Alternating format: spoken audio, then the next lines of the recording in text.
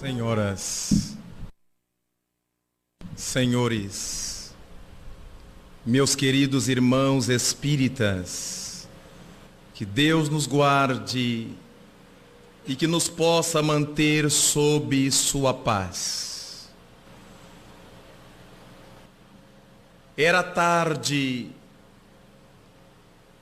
quando aquele homem caminhava pelas ruas e verificava que seu coração batia precipitadamente. Desde algum tempo, algo lhe segredava aquele momento especial de sua vida. Alguma coisa lhe informava que deveria manter um contato muito sério, muito grave, que mudaria os rumos de sua existência. Era uma quadra complexa de sua vida, porque sendo senador romano, de família de larga tradição no Senado, o senador Públio Lentulus se atormentava com o fato de sua esposa Patrícia Romana de nascimento estar se envolvendo com aquelas gentes que se vincularam ao carpinteiro de Nazaré.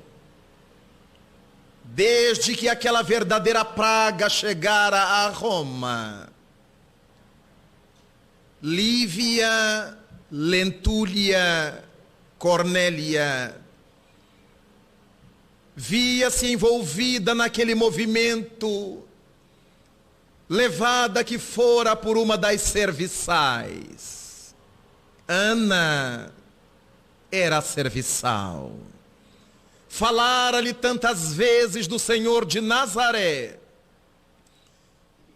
que sua senhora Lívia intencionou conhecê-lo.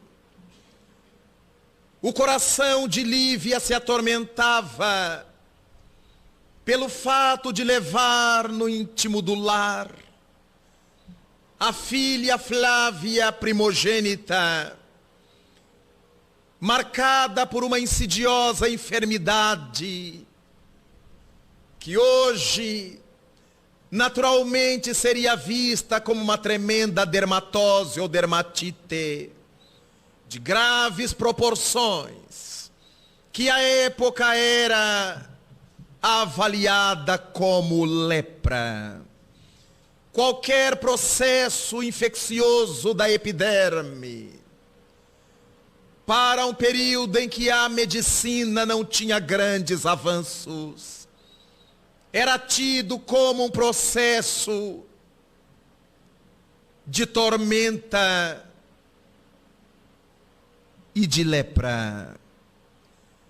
Mas agora chegara o momento, pensava a senhora Lívia, de procurar a misericórdia daquele nazareno em favor de sua filha, que sofria tanto ainda tão menina. Começar através e na companhia de Ana a frequentar os encontros dos primeiros cristãos na catacumba de Santo Estevão, como seria mais tarde chamada.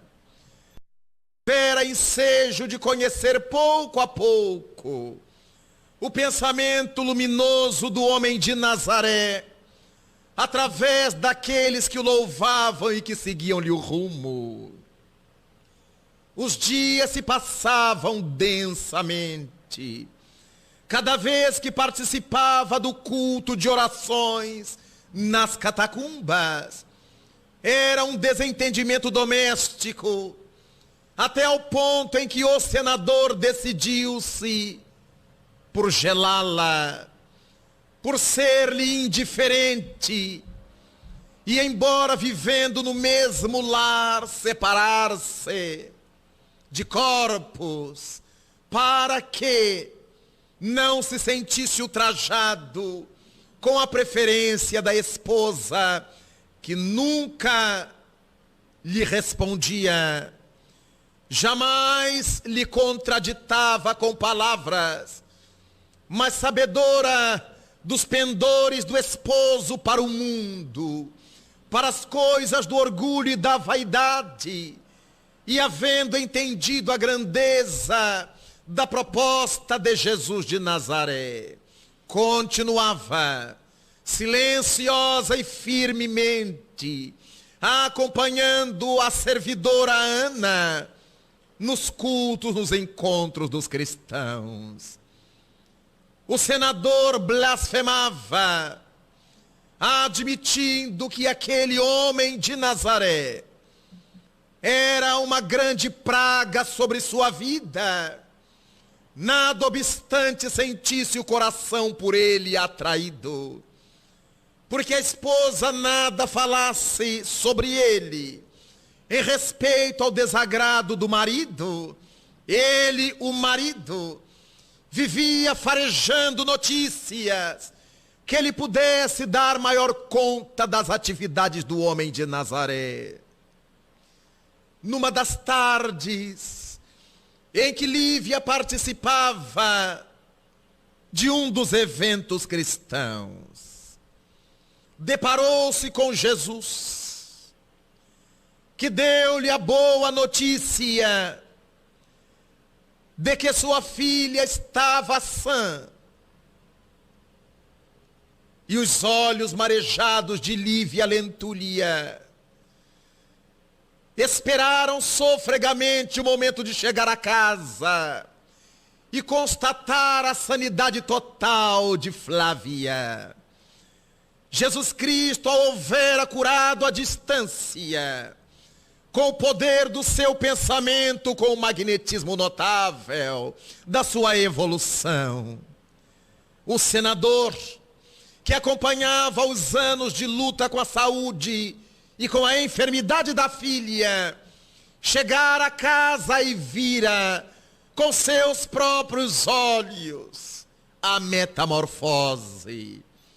A menina saltitante de felicidade agora tinha fome, retomara a alegria de viver em plena infância, a pele literalmente sarada, e no seu orgulho ele admitiu que foram as beberagens, a medicina utilizada até então, a medicação aplicada até então, que houvera conferido à sua filha aquela beleza, aquela benção da saúde total.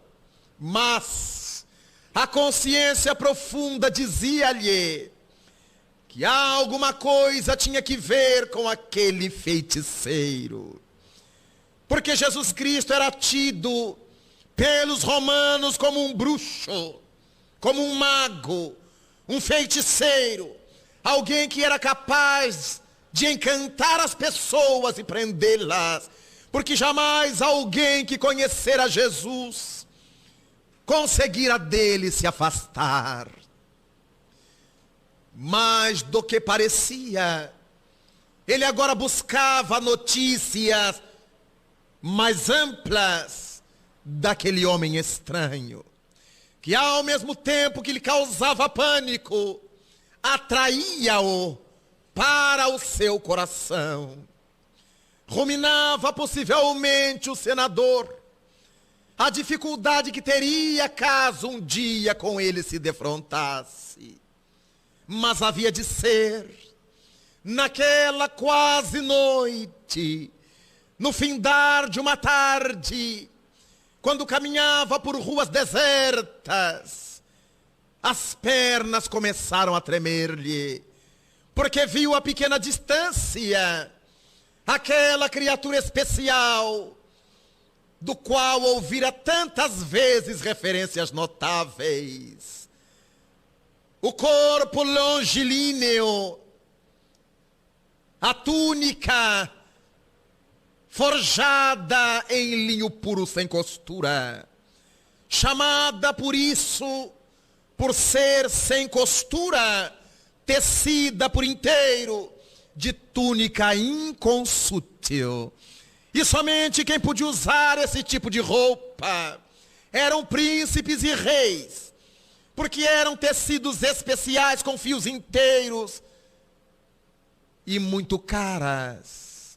Por isso, porque era Maria de Nazaré, a grande tecelã, tecia para seu filho, que era para ela mesma seu príncipe, seu rei, a túnica sem costura, inconsútil, de grandíssimo valor. Ele vestia uma daquelas túnicas alvas, como se pudesse alvejar a época. Sobre os ombros, um manto largo da cor do barro cozido, em função das temperaturas quentes do dia e das temperaturas gélidas da noite, quando usava o manto para proteger-se. As sandálias de pescador, traçadas em couro cru, como era de hábito, os olhos profundamente azuis, que viajavam entre o azul e o verde, como um mar plácido, engastado naquele continente do seu rosto. A cabeleira da cor do ouro velho, que se deixava cair sobre os ombros magros, ossudos, e o rosto ovalado, resguardado por ralas barbas, que acompanhavam o tom do bigode. E dessa forma, o senador manteve-se magnetizado, aquela figura notável de Jesus de Nazaré, conforme irá narrar mais tarde o Espírito Emmanuel, afirmando que aquela fora-lhe uma das reencarnações como orgulhoso senador romano. E as mãos luminosas de Francisco Cândido Xavier, ao apresentar-nos o seu livro Paulo e Estevão, mostra a saga daquele povo do cristianismo primitivo. E ao escrever há 2000 anos, fala da história do notável senador Públio Lentulus no contato mirífico com Jesus. Há 50 anos depois, o mesmo senador voltaria, renascido na Grécia, na condição de escravo, mas entre esse perpassar de épocas, o senador defrontava-se com o homem de Nazaré. Não suportava o corpo sobre as pernas. Teve vontade, escreverá Emmanuel, de ajoelhar-se diante dele, de beijar-lhe as sandálias, mas ao mesmo tempo orgulho fê-lo recordar-se de que era um senador romano.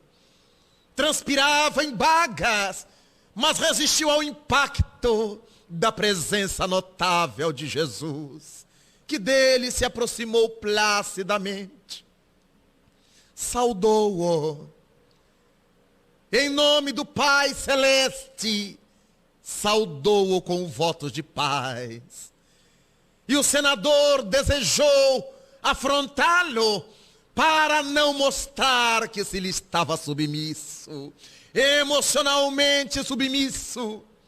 E disse-lhe o mestre que a saúde da filha devia ser a grandeza não dele, senador romano, mas da esposa dedicada e nobre que ele guardava trancafiada no lar, com poucos graus de liberdade para agir.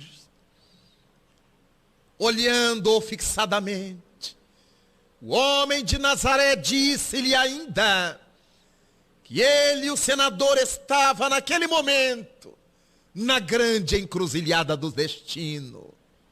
Poderia optar ali pela felicidade íntima, pela conquista de si próprio, ou poderia esperar que se dobassem os milênios?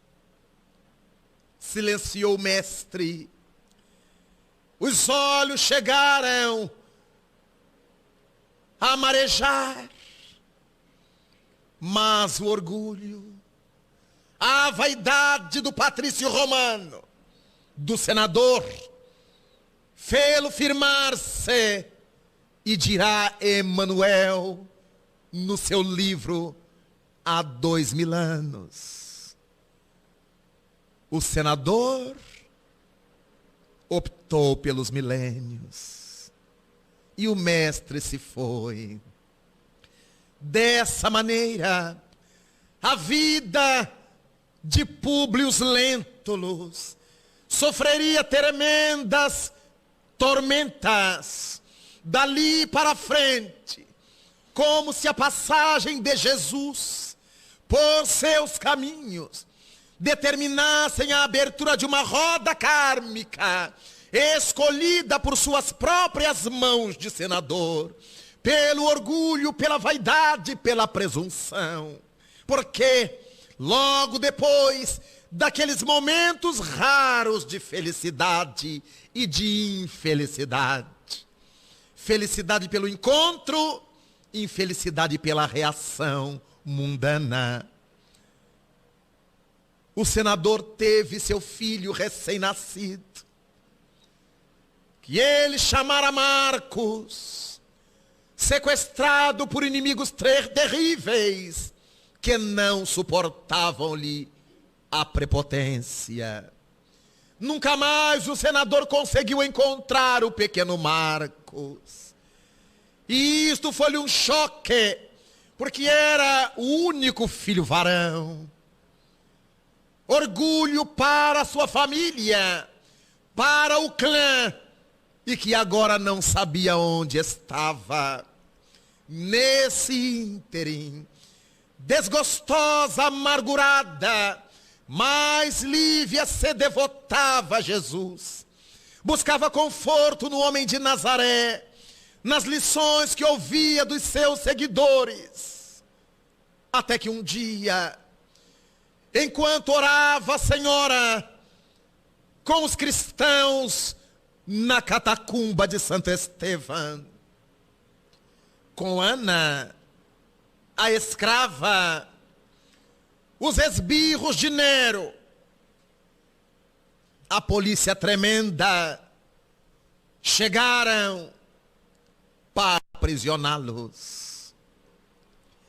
Jesus Cristo já houvera partido para a imensidade fazia muito tempo.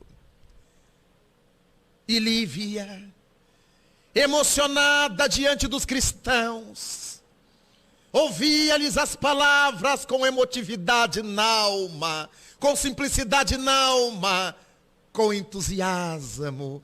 A fé cada dia mais se lhe crescia, até que os soldados adentraram.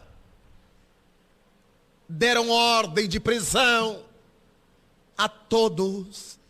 E aquela grande multidão que ali se reunia, estreitada, comprimida, numa clareira na intimidade da catacumba, começou a agitar-se.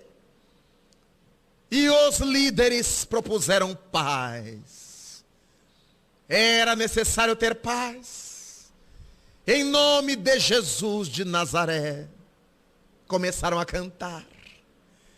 cantar os salmos de Davi. E nesse ínterim, naquele frisson, naquela emoção que se forjou, Lívia determina a Ana que retire seus vestidos. Sem entender muito bem, a escrava retirou o vestido, entregou-a à senhora, que por sua vez retirou o seu, deu-a à escrava. E quando os soldados se aproximaram de ambas, minutos depois, já que foram aprisionando um a um os cristãos, observou a vestimenta daquela mulher e pelos trajes admitiram imediatamente a sua condição. Era uma senhora romana, era uma patrícia, e libertaram-na. Era escrava travestida. E Lívia, com as roupas da escrava, entregou-se para morrer. E foi um golpe tremendo. Um segundo golpe na vida do senador orgulhoso, porque a escrava chega a casa transtornada, marcada por dolorosa emoção, para dizer ao seu senhor o que acontecera naquele entardecer. O senador desespera-se, o remorso sobe-lhe à mente, porque se dá conta do mal que se houvera imposto, afastando-se da companheira, cruelmente, numa posição machista e torpe, e agora não tinha retorno, porque ela se entregara por amor de Jesus. Quem será esse homem por quem minha esposa é capaz de dar a vida, conhecendo-lhe a lucidez, a clareza de raciocínios, a simplicidade de alma? O senador teve que admitir que deveria ser esse Jesus muito especial, porque sua esposa não faria tal coisa se ele não fosse por demais especial. E passou a interessar-se pelas coisas de Jesus, sem declará-lo. Passou a procurar discretamente novas informações sobre o homem de Nazaré. Os anos passam pesadamente. Ele se retira da função e vai para as Gálias, para onde levaria sua dor, sua frustração. Levara consigo os serviçais, há alguns amigos muito queridos, e se instala numa região em que pudesse meditar, refletir na sua madureza sobre os acontecimentos de sua vida. Nesse ínterim, Marcos, o filho sequestrado, estava um homem, um rapaz forte, bem posto, saudável, mas com uma mentalidade completamente diferente daquela que teria se fosse criado na casa nobre dos seus pais. Os inimigos do senador criaram o jovem, abominando a classe política de Roma. E ao descobrirem seus inimigos, a sua localização, seu paradeiro, estabeleceram um pacto cruel de fazer com que o senador fosse aprisionado por eles mesmos, e que o jovem que não conhecia o pai o cegasse, e o senador Públio Lentulus foi cego por seu próprio filho, que ele identificou com certa desconfiança no momento em que viu adentrar o jovem carrasco. Pelos traços fisionômicos, pela compleição física, ele sentiu na alma que estava diante do próprio filho. Impiedosamente, já que fora preparado para isso, o jovem Marcos cega o senador, cega-lhe o pai, sem saber. A partir daqueles momentos difíceis, cego, longe da esposa querida e da filha que se consorciara com um patrício romano, e que vivia sua vida distante dali, na capital do império, o senador entregou-se a buscar ainda mais intensamente as coisas de Jesus. E é nesse momento difícil que ele se torna cristão, já no final, no ocaso da existência planetária. Lívia, a esposa querida, fora recebê-lo na aduana da sepultura, receber o querido esposo, depois de tantos equívocos, motivados pelo orgulho e pela vaidade, pela presunção de superioridade. Mas, nas regiões espirituais, para onde se dirigiu o senador desencarnado, lá estava uma personalidade que ele nunca esperava o fosse encontrar no além.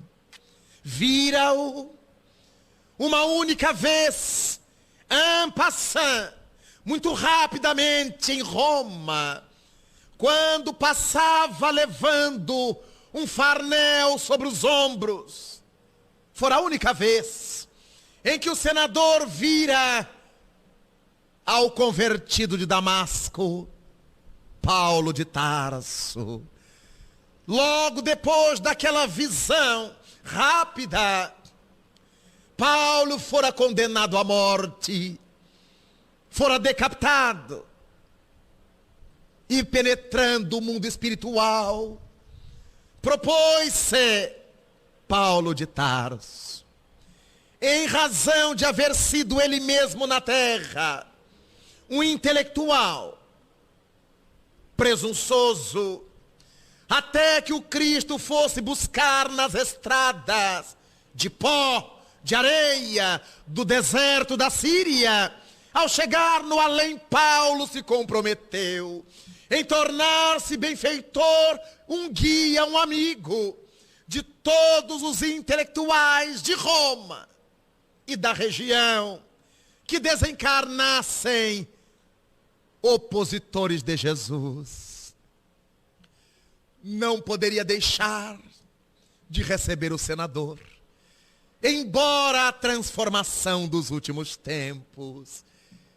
E a partir desse encontro, o senador Públio Lentulus se torna uma das mais respeitáveis testemunhas do amor de Paulo aos atormentados que saiam da terra, vítimas da própria presunção de superioridade. Paulo, no além, vai devotar-se a esse mistério. Ele que conhecia de caso próprio, de moto próprio, aquela tormenta da alma, trata do senador, atende-o, torna-se-lhe companhia, torna-se-lhe um amigo inseparável, compreendendo-lhe as fragilidades pelas quais também passara tempos antes. E desde então, a alma do senador se converte de fato à proposta de Jesus.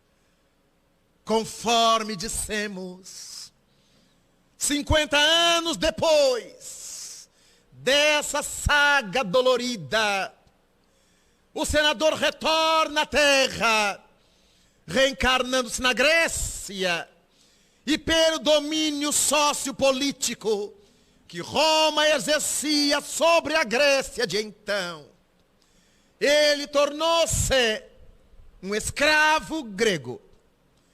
Um escravo grego era um intelectual, era alguém dotado de rara, de soberba cultura, escolhidos para serem preceptores dos filhos dos patrícios romanos. E desse modo, recebendo o nome de Nestório, na nova existência, Públio Lentulus entende como poucos, na nova encarnação, a mensagem de Jesus. Devota-se ao bem, dedica-se a ele, até desencarnar, trucidado, pela felicidade de servir a Jesus, já que optara pelos milênios. Quando fora senador, o tempo passa, e esse espírito notável do senador Públio Lentulus, de há 2 milênios, passa por várias experiências reencarnatórias. Volta a renascer em Roma, renasce na Espanha, reencarna-se no Brasil, vindo de uma reencarnação anterior em Portugal, na condição de Manuel da Nóbrega, e chega ao Brasil jesuíta, trabalha aqui com os indígenas, com os primeiros povos dessa terra, e depois volta aqui para fixar no Brasil os alicerces do seu trabalho cristão. Hoje, identificado como o evangelizador do Brasil, o Espírito Emmanuel é o grande senador Públio Lentulus. 2 milênios depois, ele optara pelos milênios, convertido a Jesus como nunca, operoso na descrição do Evangelho, na interpretação dos atos evangélicos, e apaixonado por Paulo de Tarso, decidiu-se por escrever sobre Paulo, e escreve o livro Paulo e Estevão, pelas mãos de seu médium, Chico Xavier. Contar-nos a Chico Xavier, numa das noites de tertúlia, na então Comunhão Espírita Cristã de Uberaba, que o livro Paulo e Estevão, que ele recebeu em 1 mês, tem uma história belíssima. O Espírito Emmanuel disse-lhe a ele, Chico, que precisava de um tempo seu, 30 dias, para escrever sobre Paulo, seu grande benfeitor, a cujo grupo psíquico está vinculado. E Chico pensou como poderia fazer para dar a Emmanuel 30 noites madrugadas. Propôs ao seu chefe, contava Chico, o chefe da Fazenda Modelo, do Ministério da Agricultura daqueles anos 20, 30, que lhe desse a oportunidade de umas férias.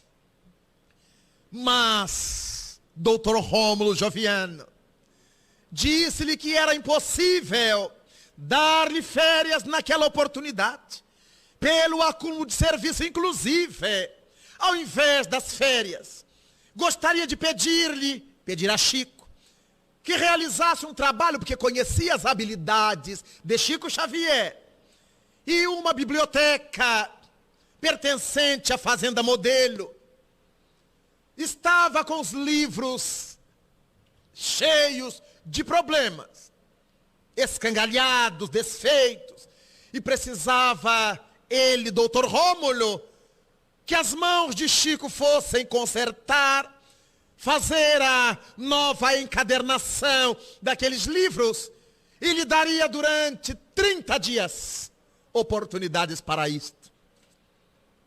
E Chico ficou muito preocupado. O que é que ele iria dizer a Emmanuel?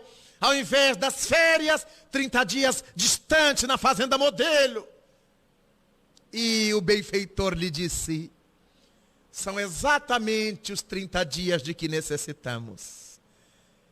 Tu trabalharás para César durante o dia e trabalharemos para o Cristo durante as noites.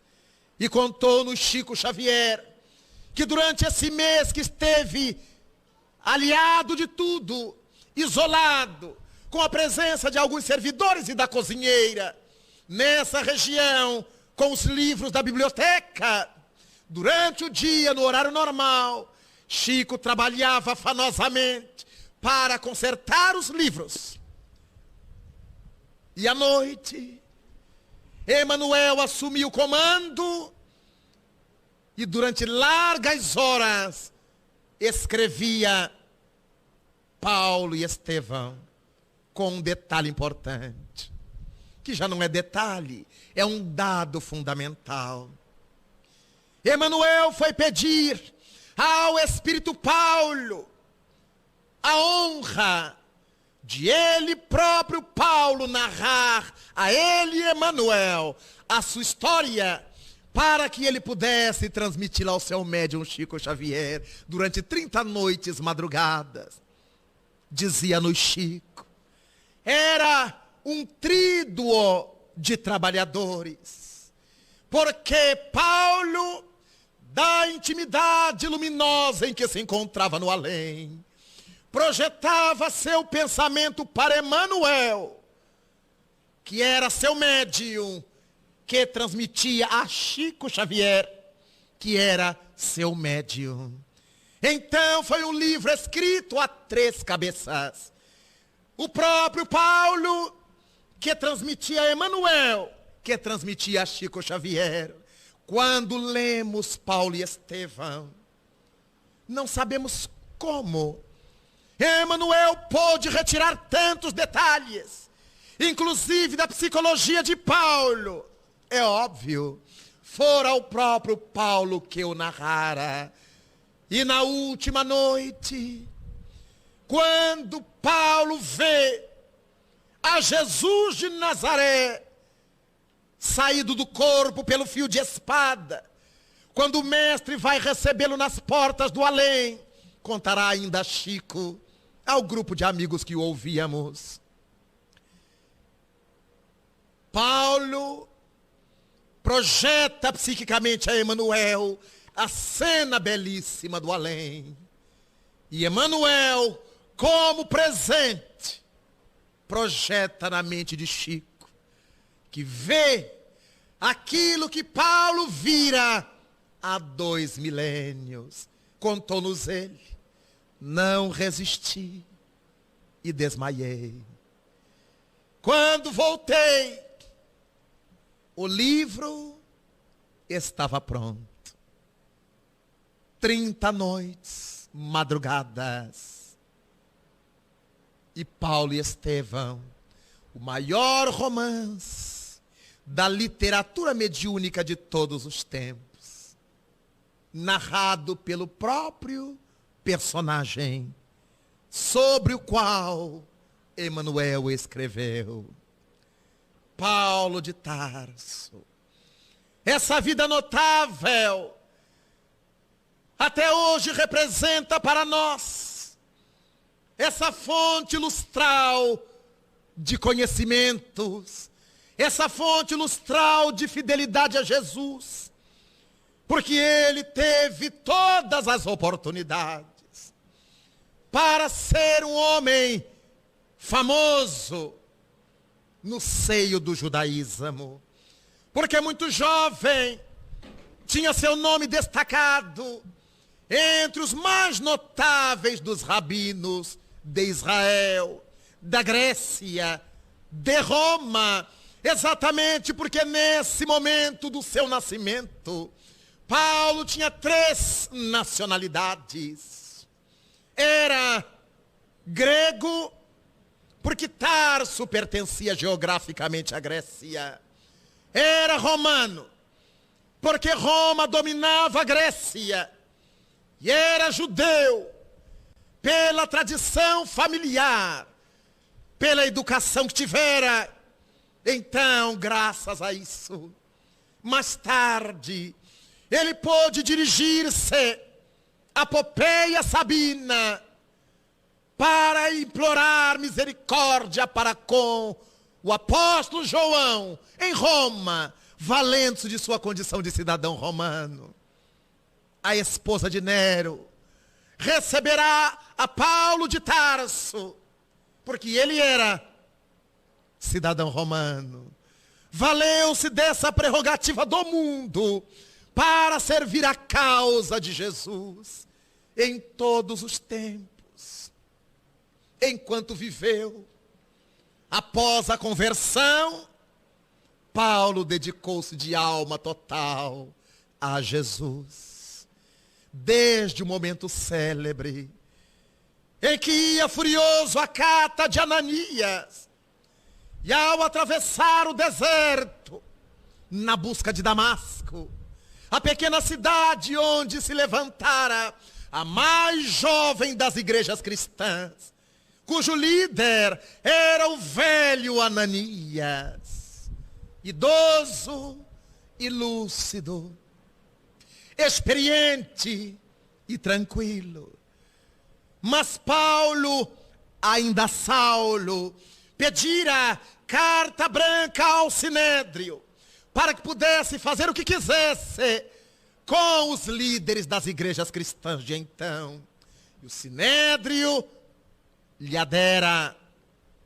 No meio do caminho, o céu da Síria foi toldado por uma luz mais forte que a do sol. Narrará o livro Atos dos Apóstolos. E o notável doutor de Tarso, ao ver a claridade, tomba e ouve a voz a perguntar-lhe: Saulo, ó Saulo, por que me persegues? Até quando, Saulo,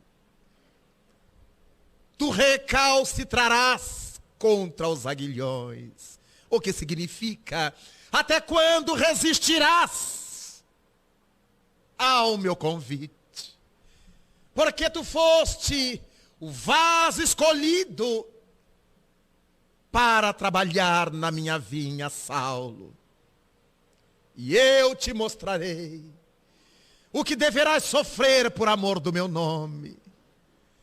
Levanta-se do chão, trôpego, apoiado pelos amigos que nada viam, mas ouviam seu chefe falando com um ser invisível. Imaginaram que ele estivesse sofrendo das faculdades mentais. Mas Saulo, ao erguer-se, pergunta emocionado em lágrimas, sem conseguir enxergar: Senhor, quem tu és? Notemos a metamorfose. Alguns instantes antes, ele era o furioso perseguidor.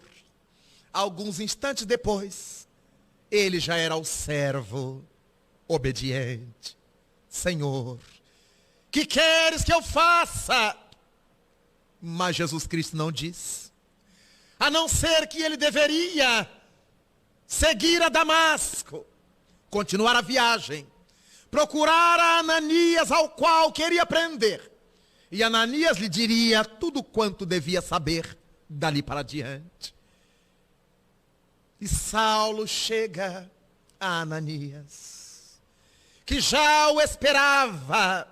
A mediunidade exuberante de Ananias já recebera a informação de que o doutor de Tarso procuraria, para que com a sua mediunidade fulgurante retirasse as simbólicas escamas dos olhos, lhe reabrisse a visão, para que desde ali, então, Saulo pudesse optar pelo estilo de vida que queria. Diferentemente do senador, que preferira dobarem-se os milênios, Saulo ergueu-se do chão, já de alma aberta: Senhor, que queres que eu faça? Tornou-se um homem reflexivo profundamente. Imaginou o que ele poderia fazer com o conhecimento. que Jesus Cristo lhe podia dar. Os amigos, ao vê-lo conversar com tanta intimidade e reverência com Ananias, o cristão ao qual ia perseguir, o abandonaram.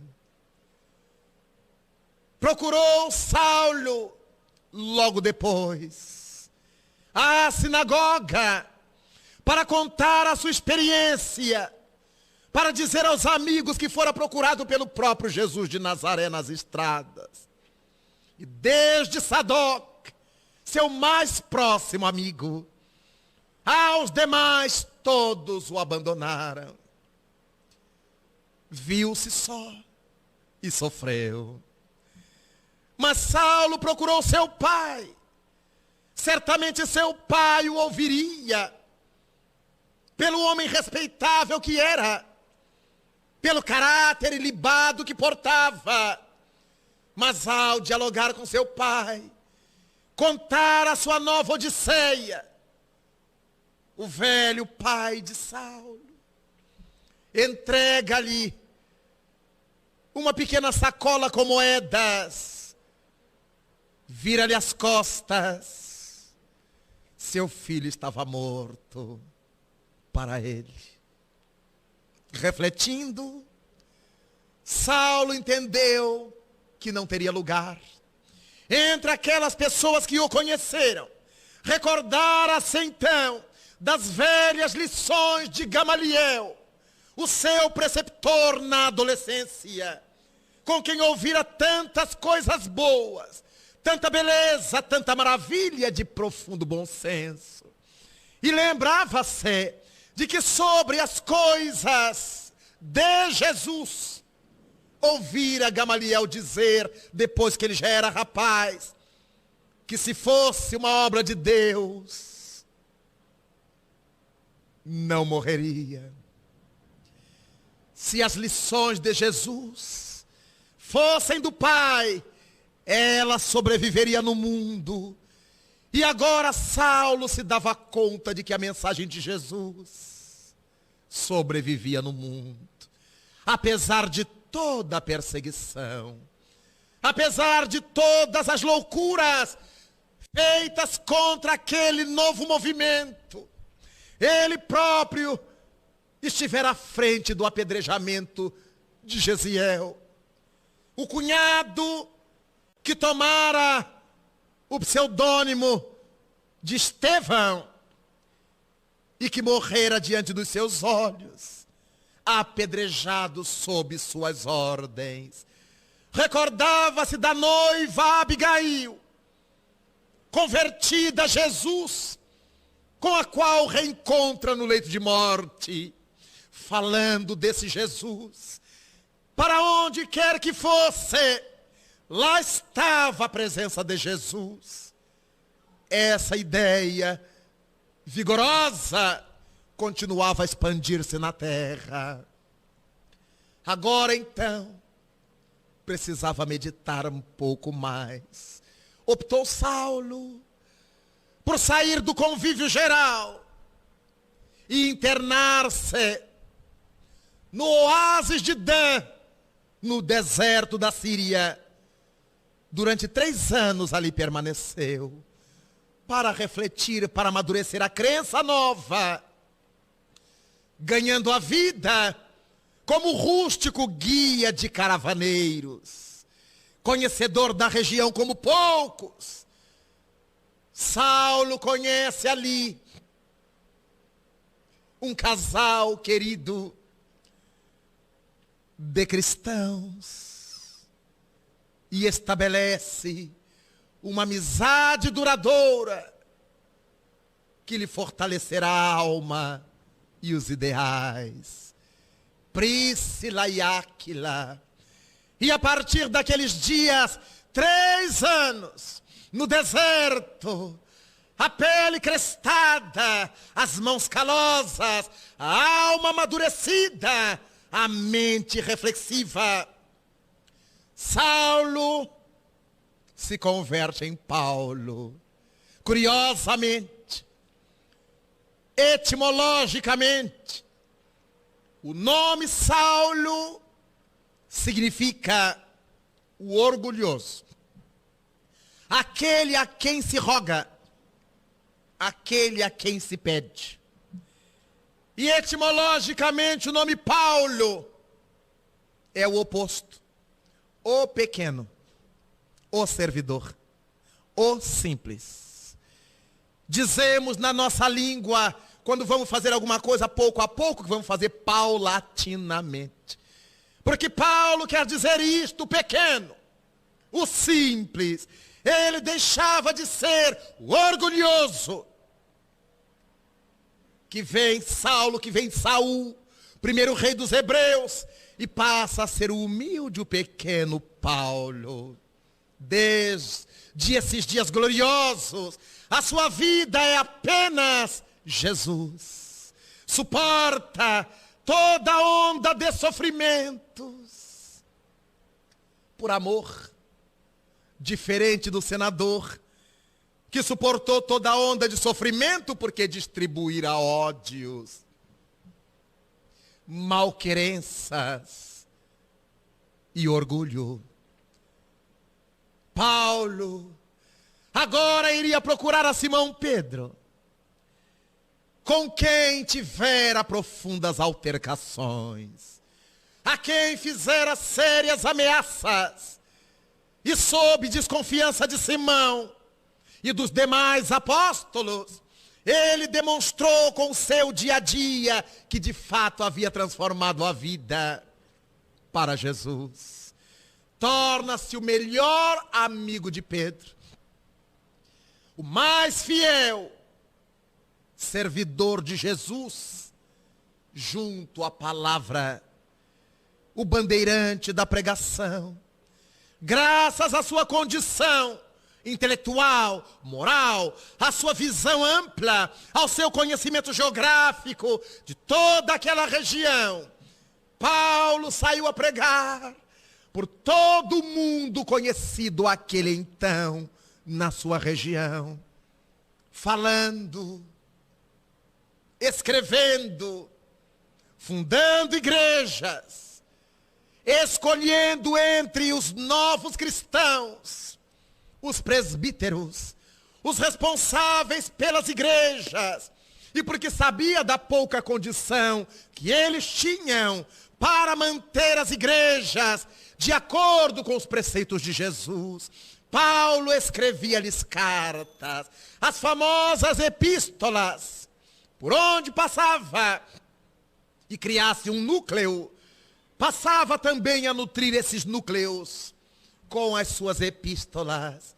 Ao passar por Listra, na velha região da Licaônia, região da Grécia, e os amigos de Icônio lhe haviam dado a referência de duas senhoras cristãs recém-convertidas, a quem ele poderia procurar em companhia de Barnabé. Chegou Paulo e Barnabé junto à casa de Eunice Lloyd, mãe e filha, que se haviam convertido ao Evangelho de Jesus havia pouco tempo, mas eram fiéis, dedicadas, conformadas à ideia do trabalho do bem. Mas Lloyd tinha um filho adolescente, de nome Timóteo, por quem Paulo se encheu de ternura. Timóteo era órfão de pai, e Paulo o agasalhou no coração como um filho d'alma, enquanto esteve por ali. Timóteo o acompanhou, e quando devia partir, Paulo fundou a igreja para que Timóteo pudesse ser o seu primeiro presbítero. No Novo Testamento encontramos somente duas das epístolas que Paulo escrevia a Timóteo com 15 anos de idade. um jovem com 15 anos, à frente de uma comunidade cristã, e Paulo lhe orienta a juventude, orienta-lhe a mocidade, orienta-lhe a vida particular e orienta-o para o trabalho da igreja. E é na segunda epístola a Timóteo, no capítulo 2, versículo 22, que Paulo escreve ao jovem presbítero: foge, Timóteo, aos desvarios da mocidade. Não era fugir à mocidade, fugir aos desvarios da mocidade. E segue a justiça, o amor e a paz com aqueles que de coração puro louvam o Senhor. A saga de Paulo era de tremenda beleza para todos quantos desejassem acercar-se do Evangelho. Nada temia, a ninguém temia, quando ameaçado de morte admitia que para ele morrer seria lucro. E decantava que a morte não tinha qualquer vitória sobre a vida. Diante do rei Agripa, diante das maiores autoridades de Roma, representadas nas diversas regiões por onde passava, Paulo, sempre indomável, apresentava com respeito, mas com grandeza, a mensagem de Jesus.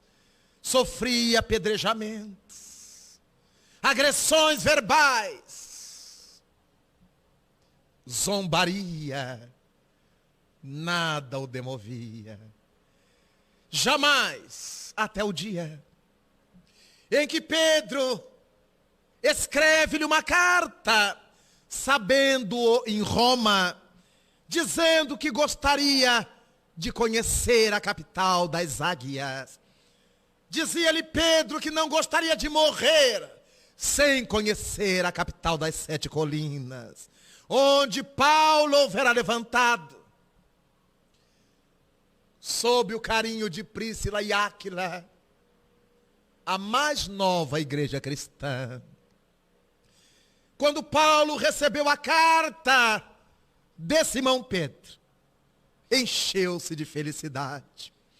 Poder receber em Roma o velho apóstolo seria uma oportunidade de apresentá-lo à pequena comunidade romana dos cristãos, mas ao mesmo tempo o ensejo de deixá-lo à frente e encetar novas viagens. E é nessa época que escreve de volta a Simão, dizendo-lhe: vem, o coração da nova igreja se te abre, deseja receber-te. Pedro chega a Roma, recebido com ternura por Paulo, apresentado à pequena comunidade, vive momentos de êxtase, identificando em Roma a grande capital do mundo à época, o grande império. E Paulo propõe-lhe ficar à testa da igreja, enquanto ele, Paulo, desejava viajar às terras da Espanha. Era-lhe um velho sonho, era-lhe um velho anseio. Pedro se põe à frente da igreja, Paulo viaja, prega na Espanha durante meses, por toda a região da Catalunha, até retornar a Roma. Quase 6 meses depois, e encontrar o amigo na prisão mamertina. Tigelino, o chefe de polícia de Nero, aprisionara a Simão Pedro durante uma de suas pregações e o levara à mais temida das prisões de Roma, a prisão mamertina. Era temida porque jamais dali alguém pudera fugir. era encravada na rocha, no pátio do quartel de polícia de Roma. Era impossível fugir. Para lá foi levado Simão Pedro. E dentro da prisão mamertina havia cárceres separados, apertados, já que o espaço era exíguo. E o pior dos espaços, a pior das celas, chamava-se Tulianum.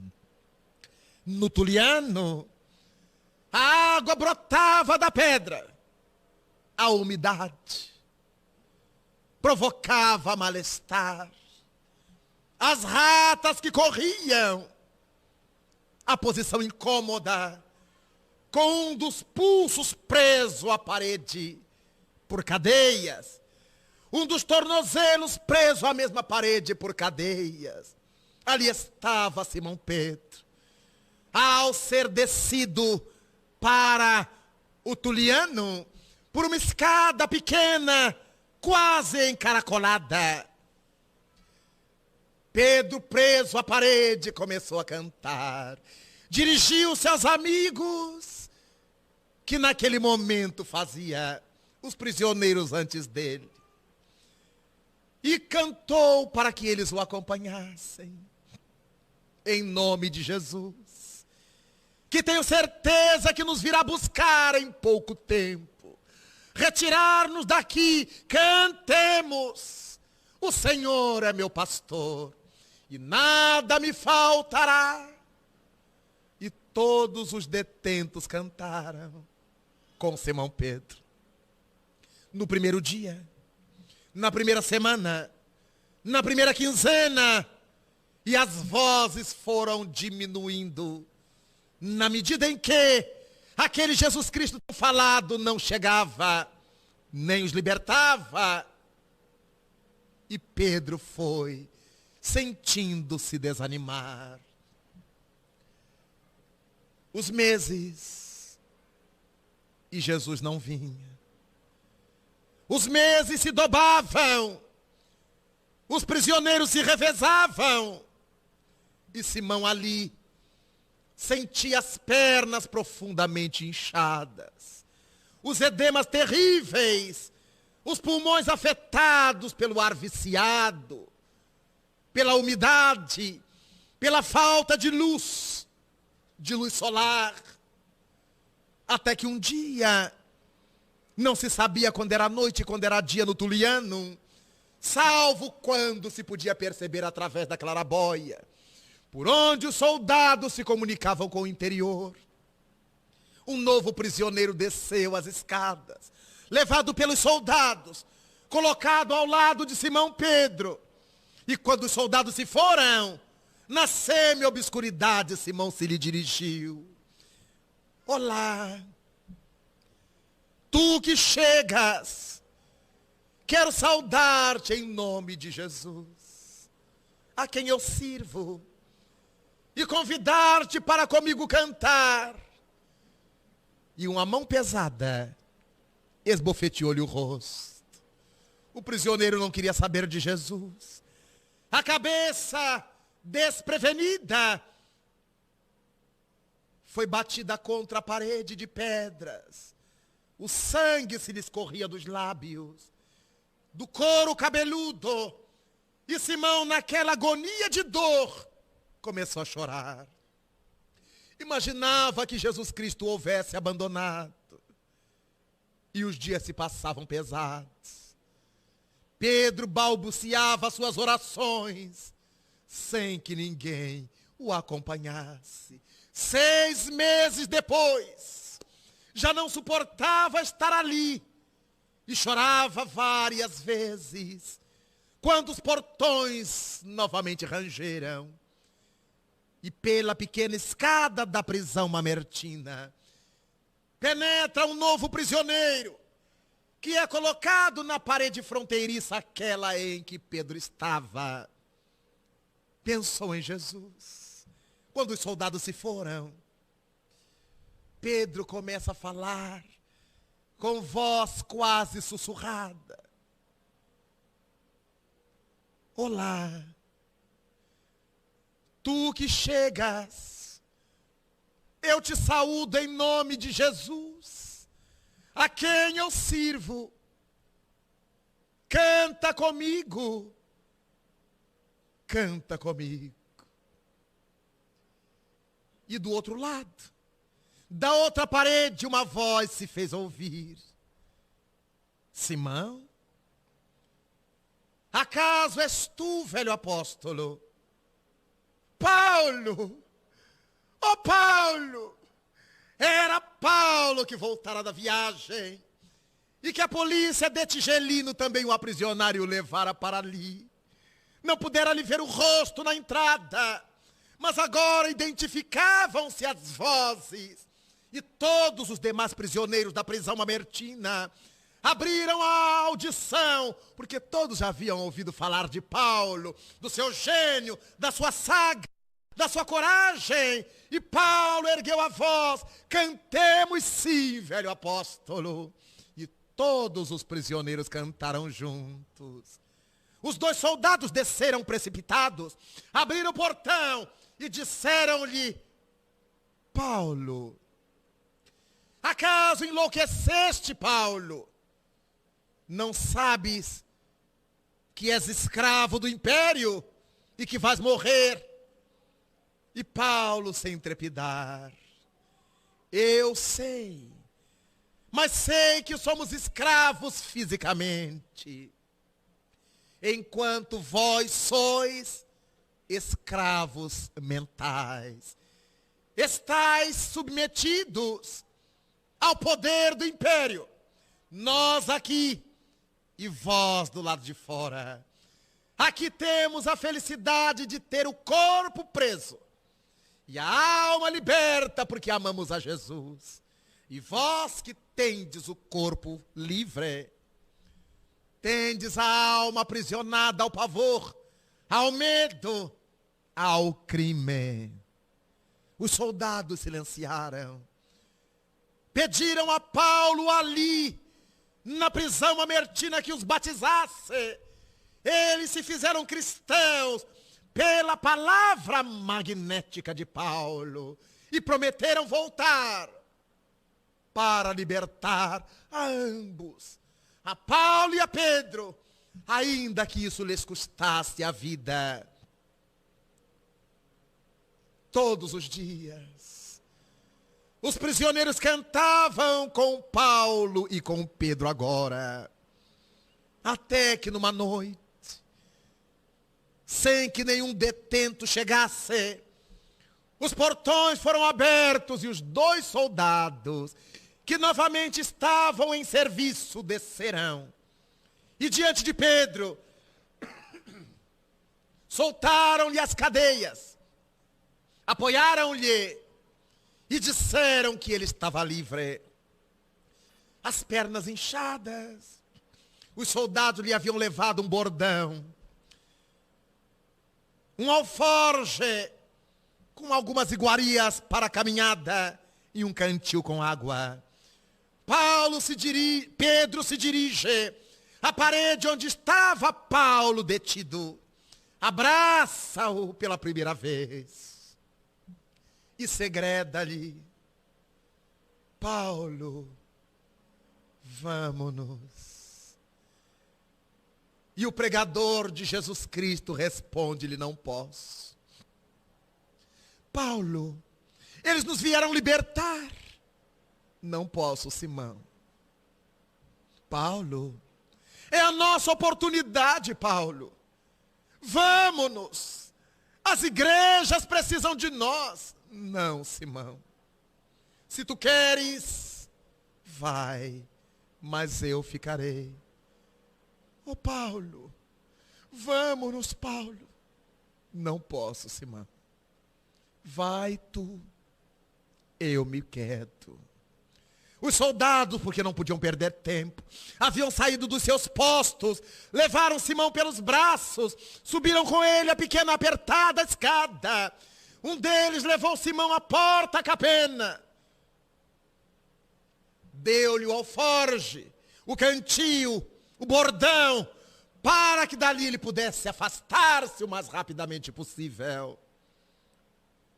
E Pedro se foi, respirando o ar balsamizado da noite, com dificuldade de caminhar, na medida em que os pulmões se foram alimpando com o ar oxigenado da noite.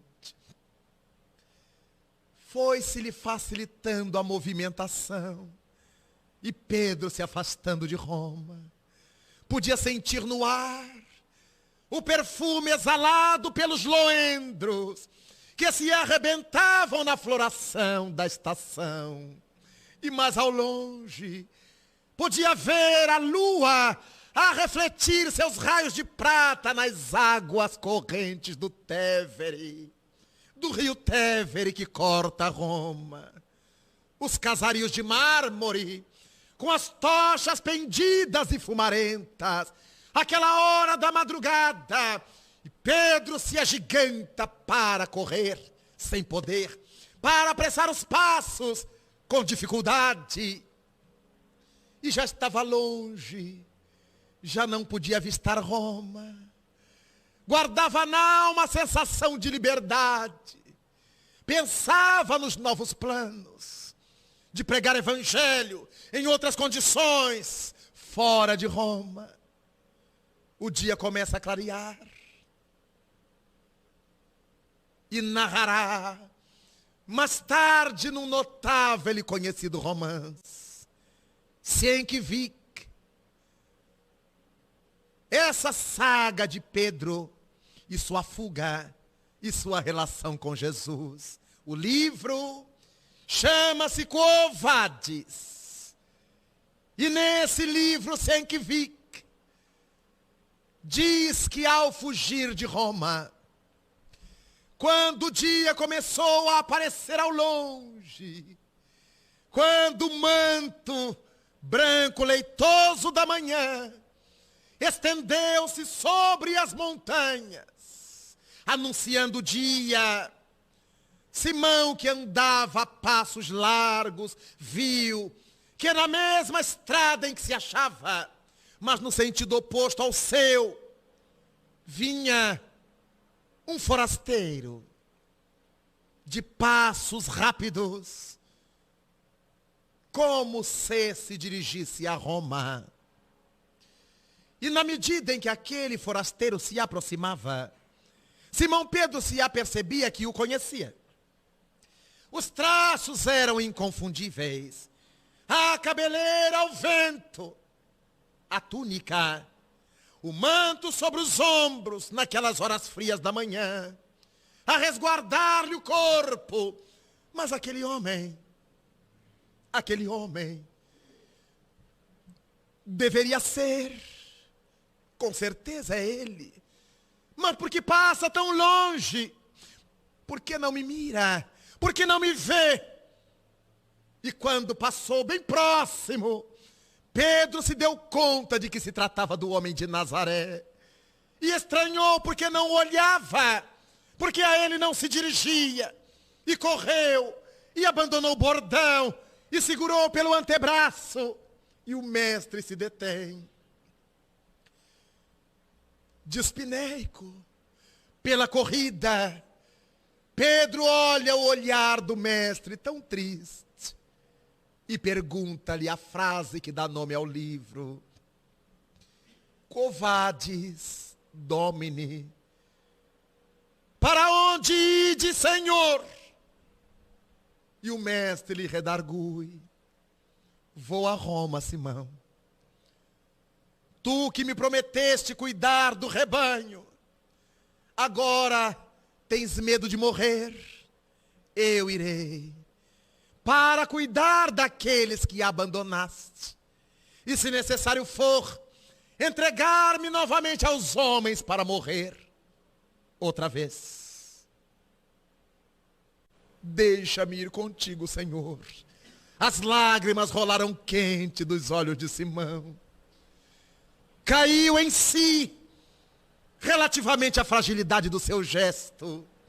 entendeu a Paulo: deixa-me ir contigo, Senhor.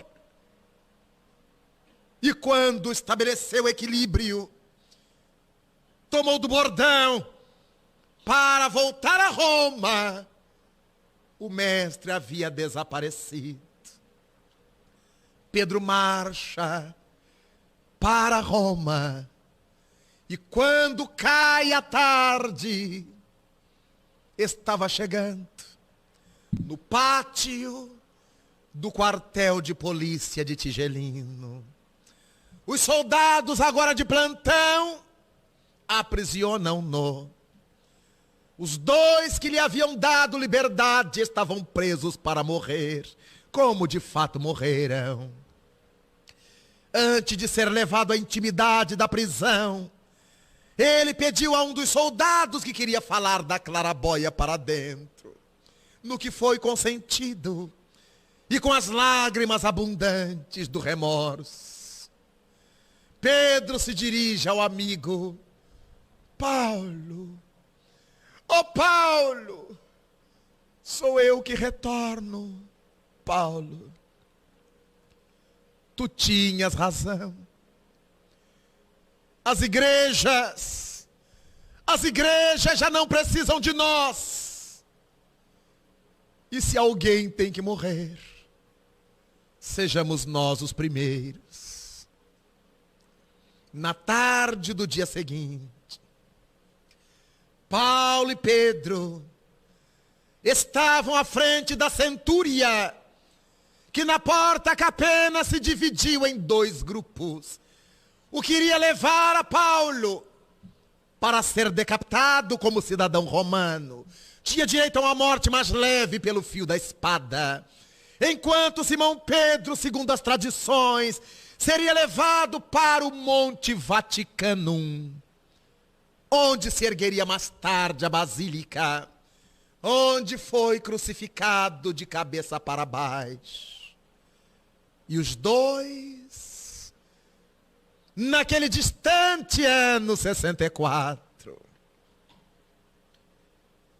penetraram o mundo espiritual, deixando um legado de coragem, de luta, de disposição, àqueles que desejassem seguir a Jesus. Covades Domini, para onde ides, Senhor?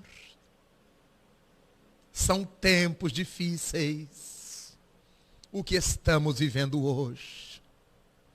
Nestas horas amargas de transição, cada qual de nós se encontra diante do Rabi Galileu, a dizer-nos que podemos optar ou agora, ou os milênios. Quantos de nós fez a opção de, apesar dos trancos e barrancos, seguir agora? Apesar das lutas íntimas e dos conflitos, aceitar agora? Apesar das dificuldades íntimas, suportar agora, para ganhar a musculação espiritual, desde hoje, a firmeza dos nervos da alma, entre aspas, desde agora, por amor de Jesus, enquanto outros tantos preferem optar pelos milênios. Neste dia, exatamente nesta hora, quantas milhares de almas se acham atormentadas no mundo pela opção dos milênios. Quantas se acham felicitadas no mundo por estarem suportando o travo da amargura, por se haverem dedicado agora à causa do bem. Em todos os momentos, dizia Jesus, aqueles a quem convidava: vem hoje, amanhã já não sabemos. Vem hoje, amanhã será tarde demais.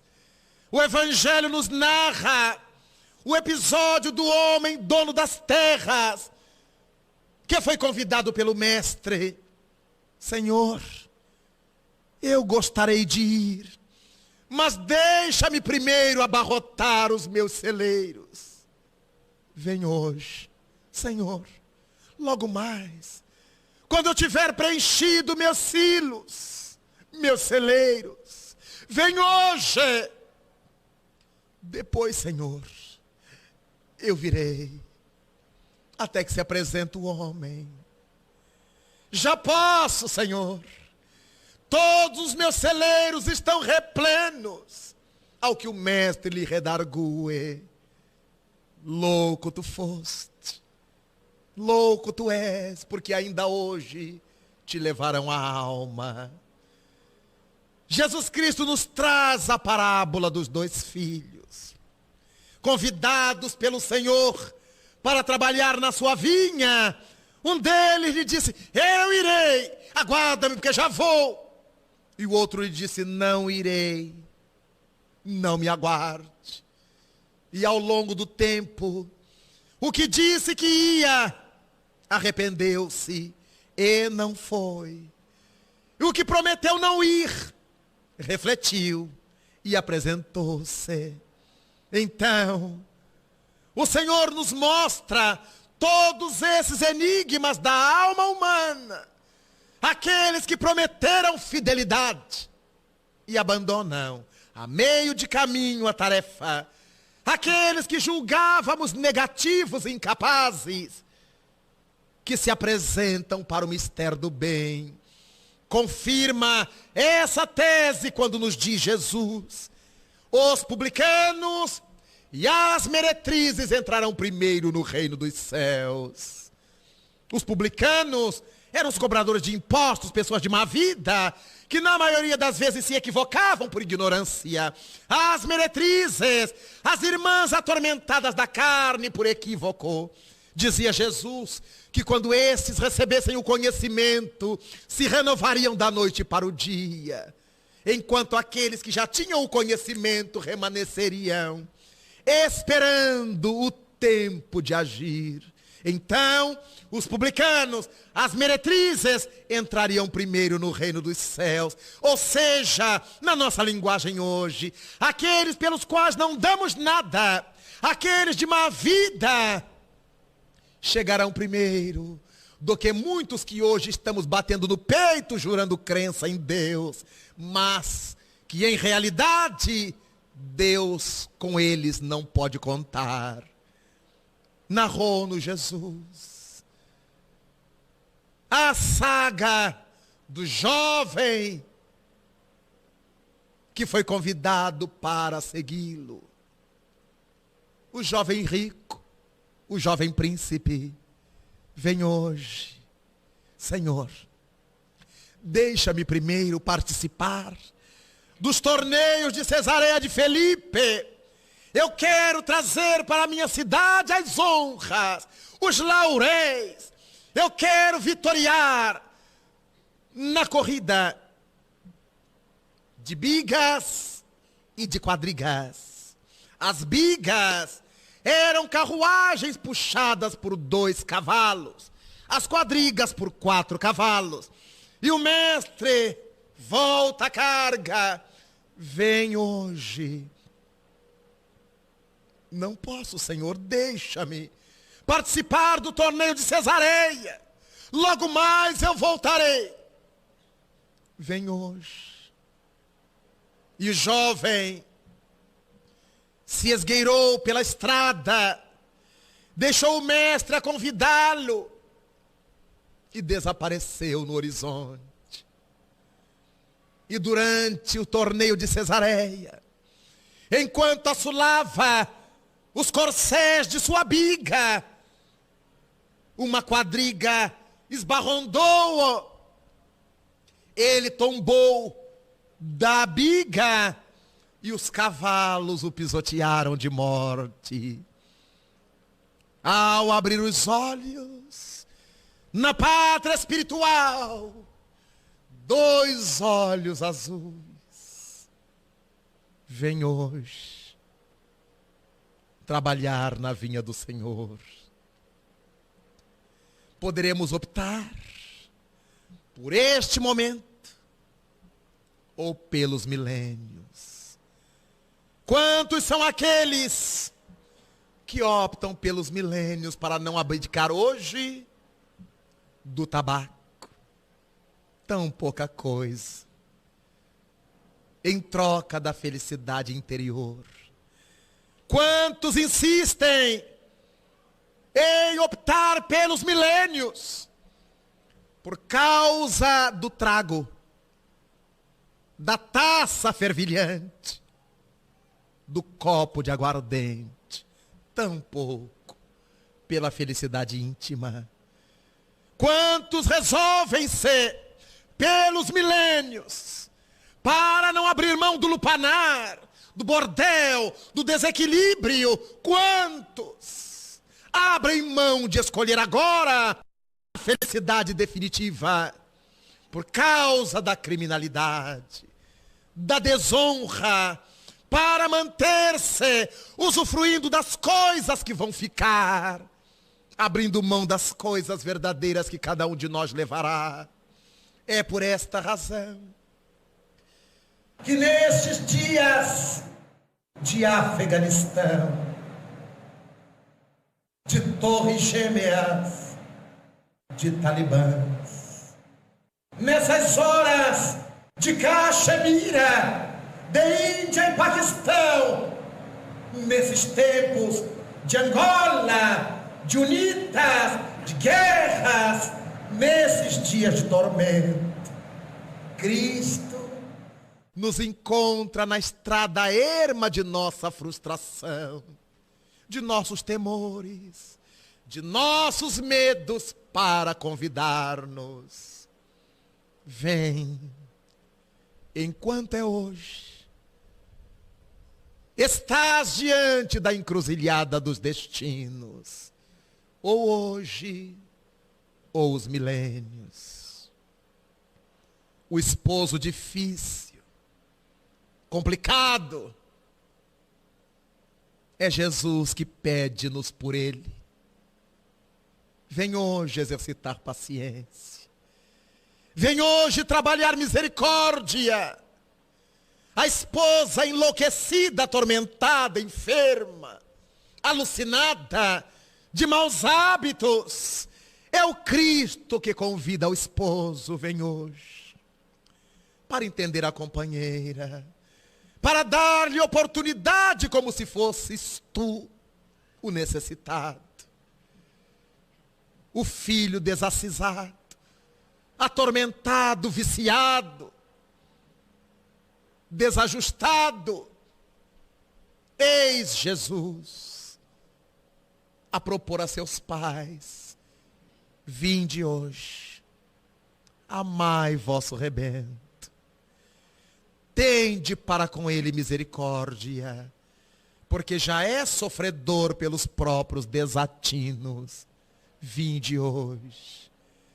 Para os filhos diante de pais cruéis ou indiferentes, é Jesus que se apresenta.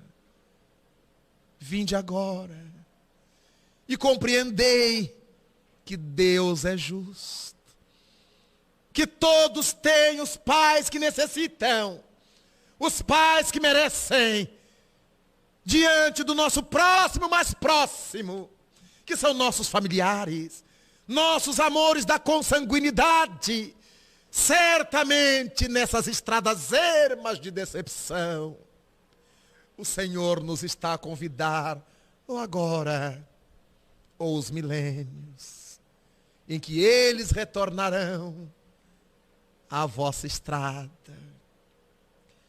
Nesses dias de tanta materialidade, de tanto imediatismo, quando incontáveis igrejas, em nome de Jesus Cristo, estão propondo riqueza material, essa que o ladrão vai roubar, que a ferrugem vai consumir e que a traça corroerá. Eis que a doutrina espírita, a mensagem mirífica da lousa, a voz da tumba vazia, ergue-se para chamar-nos hoje. Venho, como outrora dirá o Espírito da verdade, as ovelhas perdidas da casa de Israel, para convidá-las ao reino outra vez. Espíritas, 2 mandamentos vos deixo. Amai-vos, eis o primeiro ensino. Instruí-vos, eis o segundo. Jesus Cristo foi o vencedor do mal. Sede vós, espiritistas, os vencedores da impiedade. Amai-vos e instruí-vos. Sede vós os vencedores da impiedade. Nesses dias tão cruéis, a impiedade nossa se manifesta através da indiferença para com o próximo, da língua ferina que se converte em chibata sobre as vidas alheias. A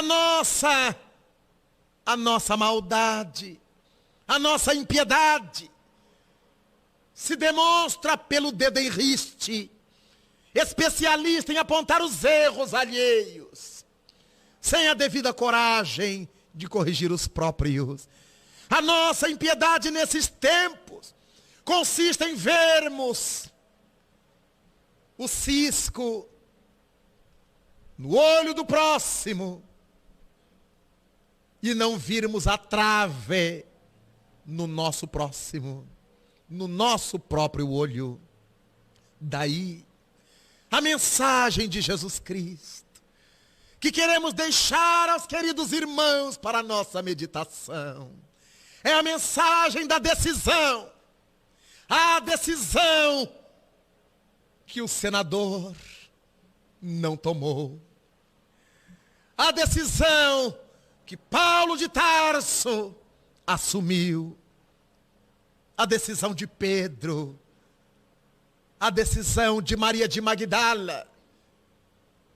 As conversões instantâneas, como a de Zaqueu, como a de vários outros, que os evangelhos demonstram nesses dias de tanta tormenta, em que por toda parte se fala em guerra, em morte, em violência.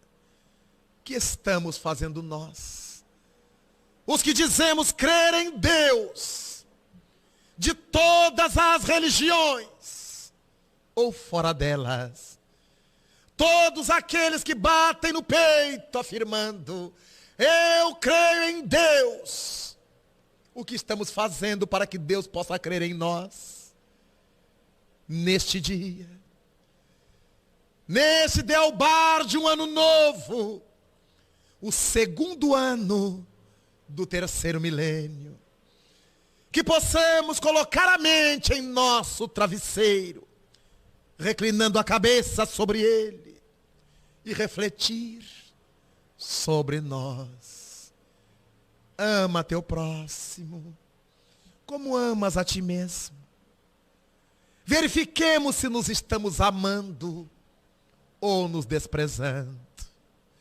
Há tanta gente marcada pelo desamor, infiel às verdades que conhece, destroçando o corpo orgânico para atormentar a alma que tem o corpo orgânico como instrumento de evolução. Até quando? Senador, estás diante da encruzilhada dos destinos. Poderás optar pela felicidade ainda hoje, ou escolher